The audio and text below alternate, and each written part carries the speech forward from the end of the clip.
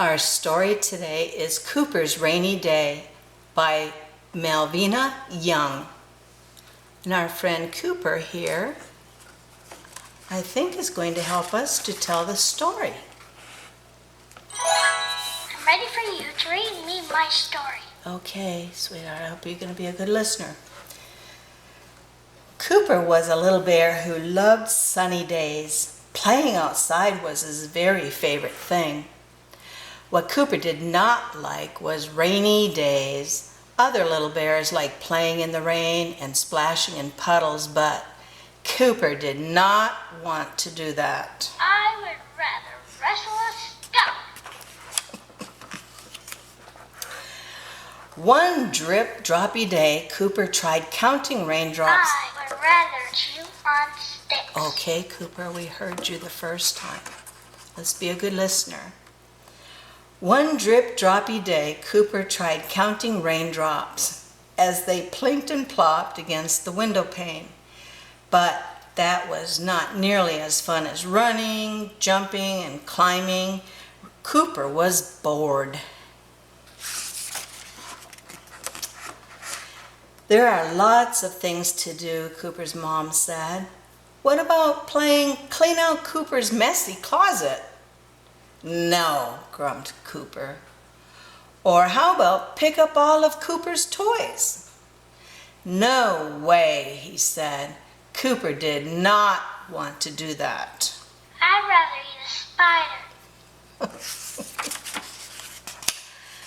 Why don't you go play with those old games in the attic? His mom asked. Cooper rolled his eyes but went to the attic to look around. He saw some old skates and a bunch of baby toys, nothing worth playing with. But then he saw it. The old TV box. Cooper couldn't resist climbing inside. As he did, he heard a giant rumble of thunder, and suddenly Cooper felt the box quake and shake. 3, 2, 1, blast off! Zoom! Cooper flew through space. He raced past the moon. It glowed yellow and looked like yummy cheese. But there was no time to investigate. Cooper's rocket ship moved so fast that the stars zipped by. Cooper flew farther and farther into outer space. He went where no astro bear had ever been. Cooper wondered if anyone lived way out here. Just then an alien flew by in a UFO. The alien and Cooper looked at each other in surprise. Then they smiled and waved.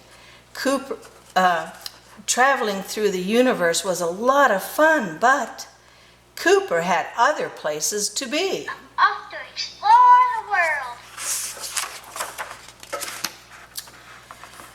Splash! A water landing back on Earth. His spaceship turned into a submarine and floated down deep into the ocean. Everything was going along swimmingly until a grumpy giant octopus tried to grab the sub. With a few quick turns of the steering wheel, Cooper got away just in time. I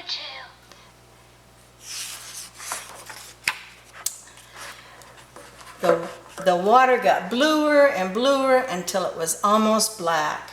A whole school of glowing fish surrounded Cooper and swam along with him as he toured the ocean floor. Cooper waved goodbye as his sub climbed upward. Exploring the ocean was fun, but Cooper had other places to be. Ready, set, go! Ready, set, go! Bump! Cooper's sub turned into a time machine and just smacked into a giant tree in the middle of a swampy forest. He couldn't see much through the trees, but he could see a huge brontosaurus. Cooper had a great idea. Aha! That's it!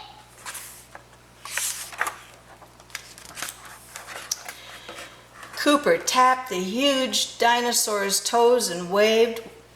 With a leafy grin, the brontosaurus lowered her head and the little bear climbed up. Hooray for me! High into the sky rose Cooper. He could see everything from up there. Cooper felt like the king of the world. Cooper felt like the king of the world. To dreamland. Cooper, no, finish listening to the story. Cooper felt like the king of the world. Cooper, let's finish the story. Okay? Are you awake? Just then the ground rumbled and Cooper heard a noise. Thud, thud, thud.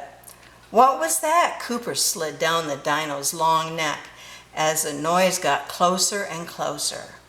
Whatever it was big and maybe dangerous. Cooper ran back to his time machine. You awake, buddy? Stay with me.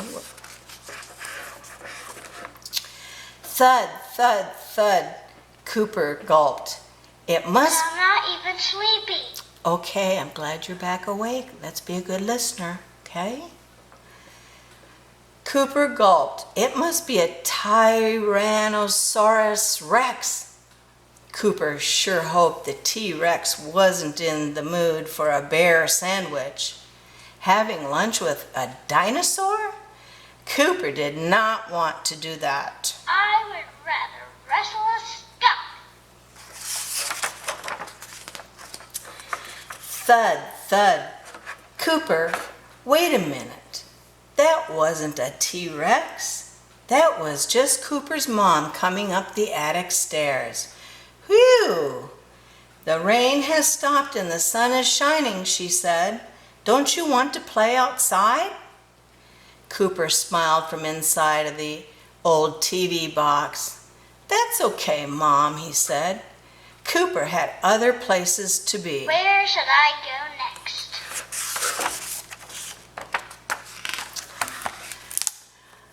The end.